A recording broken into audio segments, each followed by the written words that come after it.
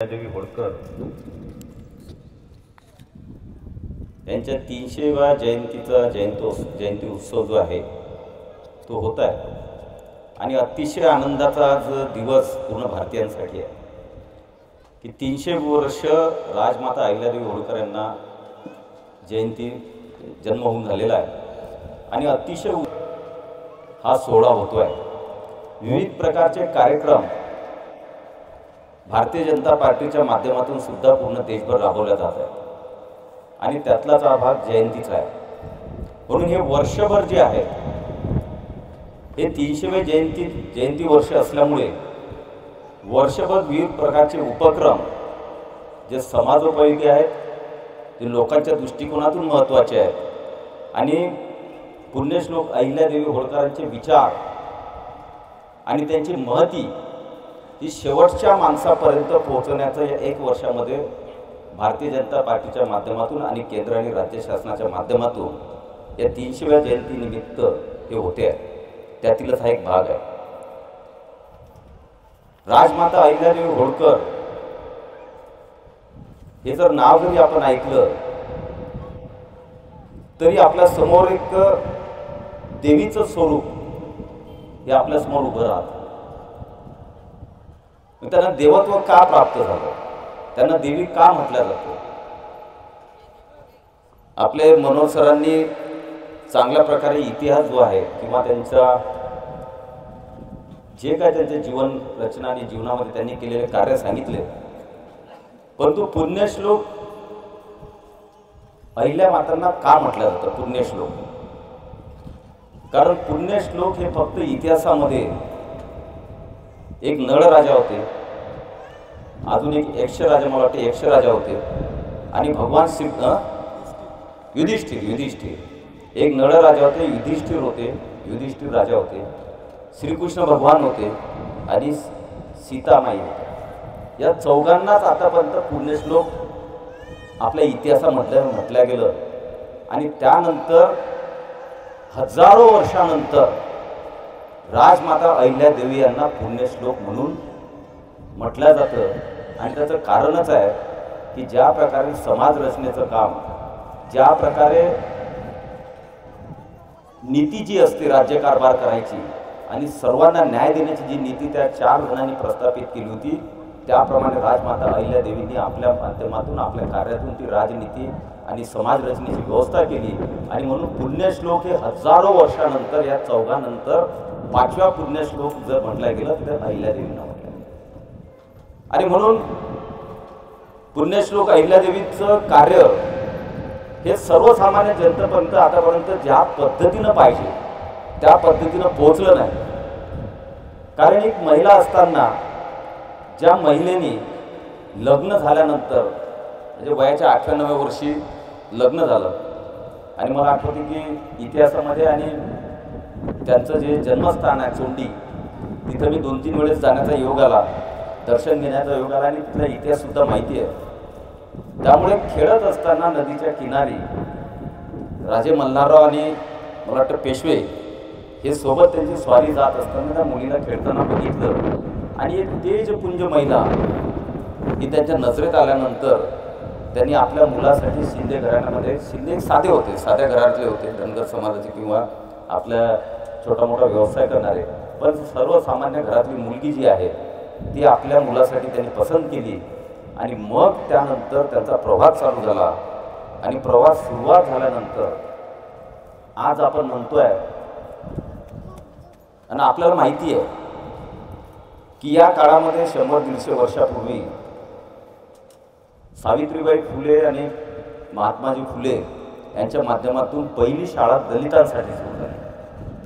पण शिक्षणाचं महत्त्व आणि शिक्षण हे 300 वर्षापूर्वी राजे मल्हारराव यांच्या माध्यमातून आणि तेही महिलांसाठी ही सुरुवात 300 वर्षापूर्वी। कारण लग्न झाल्यानंतर राजमाता अहिल्यादेवींची इच्छा होती की आपण शिकलं पाहिजे, आपल्याला काही वेदातलं असो, अध्यात्मातलं असो, बाकीच्या गोष्टीचं आपल्याला शिक्षण भेटलं पाहिजे आणि त्या काळामध्ये महिलांना शिक्षणाची संधी नव्हती। पण त्यांचे सासरे अतिशय म्हणजे महिला आणि पुरुषांमध्ये भेदभाव न करणार असल्यामुळे राजमाता अहिल्यादेवीनं तेव्हापासून जेव्हापासून लग्न झालं तेव्हापासून त्याला शिक्षण आणि त्या शिक्षणासाठी वेगवेगळ्या प्रकारचे वेदाचार्य, वेगवेगळ्या प्रकारचे शिक्षक, वेगवेगळ्या माहिती देणारे शिक्षक आणि शिकवणारे त्यांनी राजमहालात बोलावले आणि अहिल्यादेवीचं शिक्षण चालू केलं. आणि मग राजमाता अहिल्यादेवी जे आहेत त्या राजकारणामध्ये, समाजकारणामध्ये असतील, प्रशासनामध्ये असतील, अतिशय निपुण ह्या त्यावेळेस झाल्या. त्यांच्या पतीचं निधन झाल्यानंतर सर्व कारभार जो आहे मावळ प्रांताचा, कारण राजे मल्हारराव हे हमेशा स्वारीवर असायचे, लढाईवर असायचे, पूर्ण राज्यकारभार राजमाता अहिल्यादेवींनी अतिशय सक्षमतेने तो सांभाळला. आणि तो सांभाळत असताना विविध प्रकारचे कामं जे आज आपण महाराष्ट्रात आणि देशभर जे कामं करतो त्याचा खऱ्या अर्थानं विचार आणि पाया जर रचला असेल आणि ज्यापासून प्रेरणा घेऊन हे कामं आज या देशामध्ये आणि राज्यामध्ये होतात त्याचं श्रेय जर जात असेल तर ते राजमाता अहिल्यादेवीच्या त्यावेळेच्या राज्यकारभाराला जातं. कारण राजमाता अहिल्यादेवी होळकरांनी त्यावेळेस शेतकरी आणि गोरगरीब जनता ही समृद्ध कशी होईल हे ओळखून जलसंधारण आणि जलसंपदा विभाग जो आपण आता म्हणतो की ज्या माध्यमातून शेतीला पाणी दिलं जातं, शेतीचं पाणी किंवा जलसंधारणाच्या माध्यमातून भूगर्भापासून पाणी साठवलं जातं, तलाव, धरणे, शेततळे बांधल्या जातात, ते कार्य आणि त्याची रचना जी आहे ती सर्वप्रथम जर या देशामध्ये केली तर राजमाता अहिल्यादेवी होळकरांनी त्या पिरियडमध्ये केली. आणि शेतकऱ्यांच्या जीवनामध्ये चांगले दिवस यावेत, त्यांना सिंचन करता यावं ही संकल्पना पूर्ण करली ती राजमाता अहिल्यादेवींनी. आणि त्याच प्रकारची संरचना किंवा त्या प्रकारची प्रेरणा घेऊन आपल्या महाराष्ट्रामध्ये, देशामध्ये जलसंपदा आणि जलसंधारण, जलयुक्त शिवार हे ज्या योजना निघत आहेत त्याचा गाभा जर असेल, त्याची प्रेरणा असेल तर ती अहिल्यादेवी होळकरांच्या चरित्रामध्ये आपण पाहतोय. आणि त्याचप्रमाणे प्रत्येक नदीवर त्यांनी घाट बांधला. आणि त्याचं कारणही होतं की अध्यात्म आणि आपण पाहतो की त्यांचा कोणताही चित्र असो किंवा फोटो असो हा त्यांच्या हातामध्ये भगवान शंकरांची पिंड असते. कारण भगवान शंकरांना अतिशय मानणाऱ्या त्या होत्या. आणि म्हणून प्रत्येक घाटावर त्यांनी, प्रत्येक नदीवर घाट बांधले. आणि मंदिरांच्या माध्यमातून हा समाज जो आहे तो एक संघ राहिला पाहिजे, आपली संस्कृती टिकली पाहिजे, ती वाढली पाहिजे, अध्यात्म टिकलं पाहिजे, हे त्यावेळेस विचार करणारी ही देवी होती. आणि म्हणून त्यांना देवी म्हटलं जायचं की कारण एक बघा की देशामधलं एकही मंदिर नसेल की ज्या मंदिरामध्ये मोठे मंदिर आपण म्हणाले आसलगावमधलं मंदिर, देशातले जेही प्रसिद्ध मंदिर आहेत असं एकही मंदिर नसेल की जे अहिल्यादेवींनी बांधलं किंवा त्यांनी जीर्णोद्धार केला. असं एकही, हजारो मंदिर हे त्यावेळेस अहिल्यादेवींनी त्यांच्या 28-29 वर्षाच्या काळामध्ये पूर्ण देशभर कार्य केलं. एक अशी महिला होती की जे खऱ्या अर्थानं पूर्ण देशभर काम केलं. पूर्ण देशभर फिरून त्यांनी प्रत्येक ठिकाणी अध्यात्म, घाट आणि मंदिराच्या माध्यमातून हा समाज जो आहे, ही संस्कृती जी आहे, ही हिंदू संस्कृती जी आहे ते टिकवण्याचं, रुजवण्याचं, वाढवण्याचं काम हे राजमाता अहिल्यादेवी होळकरांनी त्या काळामध्ये. मला आठवतं की आत्ता आपण जर बघितलं की हे वर्ष 300 जयंती आपण का मोठ्या प्रमाणात त्या देशभर राबवतोय, कारण हा इतिहास सगळ्यांना माहिती होता. अहिल्यादेवींचं काम, चरित्र सगळ्यांना माहिती होतं, परंतु सर्वसामान्य जनतेपर्यंत त्याप्रमाणे ते पोहोचत नव्हतं. आणि जेव्हा नरेंद्रभाई मोदी पंतप्रधान झाले तेव्हा राजमाता अहिल्यादेवी होळकरांच्या ह्या ज्या काही प्रशासनातल्या बाबी आहेत ह्या हेरून त्याप्रमाणे प्रशासन, आणि राज्यामध्ये सुद्धा देवेंद्र फडणवीस जेव्हा मुख्यमंत्री झाले त्यानंतर त्या पावलावर पाऊल ठेवून त्या प्रकारचं प्रशासन, म्हणजे 2 राजांना आपण या देशामध्ये मानतो. एक तर छत्रपती शिवाजी महाराज, त्यांचा राज्यकारभार, त्यांचं जनतेप्रती असलेलं प्रेम आणि त्यांनी ज्या पद्धतीनं काम केलं सगळ्या प्रकारच्या प्रशासनामध्ये, सगळ्या प्रकारच्या विकासामध्ये, त्याच प्रकारे राजमाता अहिल्यादेवी होळकरांचं काम. म्हणून या दोघांना केंद्रबिंदू ठेवून, दोघांकडून प्रेरणा घेऊन या देशामध्ये आणि राज्यामध्ये कारभार करणारे हे आपलं भारतीय जनता पार्टीचं NDAचं सरकार हे 2014 पासून सुरू झाल्यानंतर तेव्हापासून त्याला गती मिळाली. आणि एक एक विचार, एक एक काम हे त्या ग्रंथांमधून, चरित्रामधून जे जे वाचण्यात येतं मग आपण करू शकतो की नाही करू शकतो, आपण करायला पाहिजे. आणि म्हणून त्या गोष्टी हेरून या आज आपण जर बघितलं तर त्यांना एक मानाचा मुजरा म्हणून आज रोजी माननीय पंतप्रधान नरेंद्रभाई मोदींनी 300 रुपयाचा 300 रुपयाचा शिक्का जो आहे, 300 रुपयाचं नाणं जे आहे ते आज आपल्या देशामध्ये त्यांच्या नावाने अहिल्यादेवीचा फोटो टाकून अहिल्यादेवी टाकून आज 300 रुपयाचं नाणं जे आहे त्यांच्या नावाने आज प्रसिद्ध केलेलं आहे. आता उद्यापासून ते 300 रुपयाचं नाणं हे सगळ्यांच्या कारभारामध्ये, राज्य कारभारामध्ये असेल किंवा आपल्या रोजच्या चलनामध्ये असेल, ते राजमाता अहिल्यादेवीचं 300 रुपयाचं नाणं जे आहे ते वितरित होणार आहे. आणि दुसरं, महाराष्ट्रामध्ये त्यांचं जे जन्मगाव आहे चोंडीला, त्या चोंडीमध्ये 681 कोटीचा आराखडा माननीय मुख्यमंत्री देवेंद्र फडणवीस साहेबांनी तयार केला. आणि 681 कोटीच्या आराखड्यामधून एक चांगलं त्यांचं जे आहे स्मरण व्हावं, त्यांचा राज्यकारभार, त्यांनी केलेले कामं आणि त्यांना मानाचा मुजरा म्हणून तिथे एक मोठ्या प्रकारचं विकासाचं काम 681 कोटीचं आणि त्यांचं स्मारक एक चोंडीमध्ये उभारण्याचा निर्णय झाला. त्याला कॅबिनेटने मंजुरात दिली आणि आता त्याचं काम चालू होते आहे. आणि त्या माध्यमातून चोंडी जी आहे त्यांचं जन्मगाव हे देशभरातील सर्व प्रकारचे जाती धर्माचे लोक तिथे येतील भविष्यामध्ये. आणि माता अहिल्यादेवींचा जो इतिहास आहे, त्यांचा कारभार आहे, हा सगळं तिथून पाहतील आणि प्रेरणा घेण्यात देशभर त्यांच्याप्रमाणे किंवा त्यांच्यातलं आपल्याला माहिती आहे की आपण काही 100% तसं करू शकत नाही, पण त्यांच्यामधले 2-4% गुण जे आहे ते आपल्यामध्ये आले पाहिजे. या पद्धतीनं तिथून प्रेरणा घेऊन जातील. असं भव्य दिवस स्मारक आणि त्यांचं कामांचं एक संरचना करणारं आणि प्रेरणा देणारं एक शक्तीपीठ जे आहे ते आता चोंडीमध्ये उभारण्याचा निर्णय झाला आणि त्याचं काम चालू होतं. आणि म्हणून अशा प्रकारच्या जे थोर पुरुष महिला ज्या आपल्या देशामध्ये असतात त्यांनी केलेले कार्य निश्चितपणे आपल्याला प्रेरणादायी असतात. आपण केव्हाही, आता एक बघा की कोणताही माणूस असो, राजकारणामध्ये असो, समाजकारणामध्ये असो, तो काही स्वतःहून हे करत नाही की हे त्याच्या डोक्यामध्ये.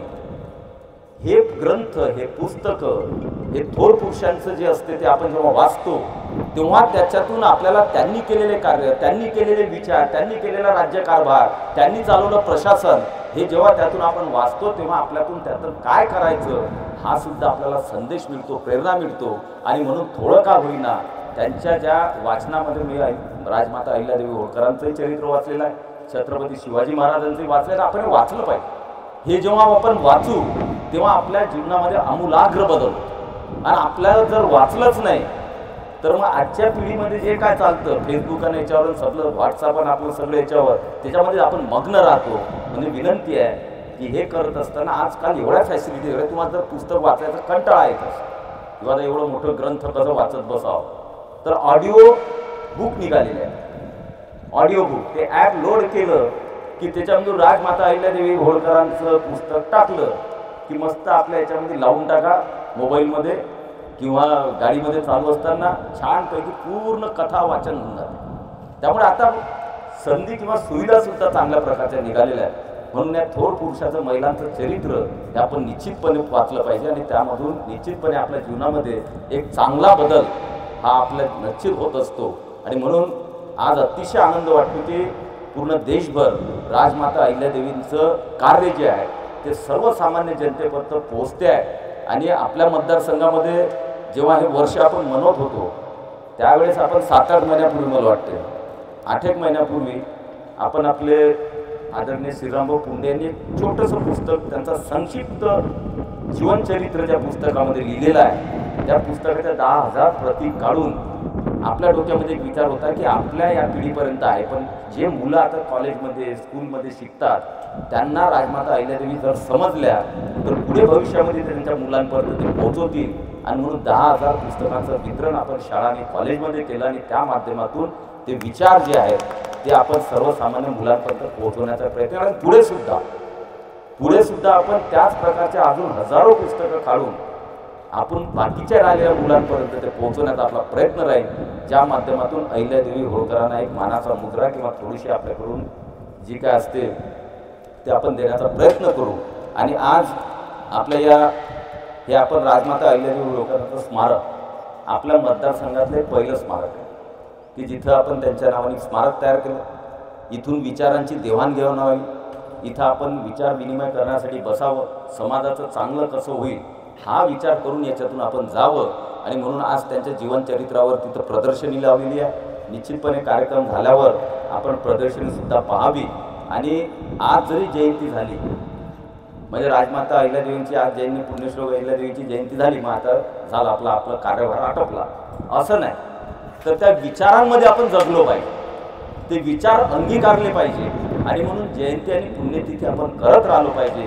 त्या माध्यमातून फक्त काही एका अहिल्यादेवी होळकरांचं काही धनगर समाजासाठी काम थोडी नाही. आपण कोणत्याही थोर पुरुषांना, महिलांना समाजाच्या बंधनात बांधू नये, जातीच्या बंधनात. समाजाची संकल्पना वेगळी, समाज म्हणजे आपण सगळे जातो, आणि जात म्हटली पण वेगवेगळी होती.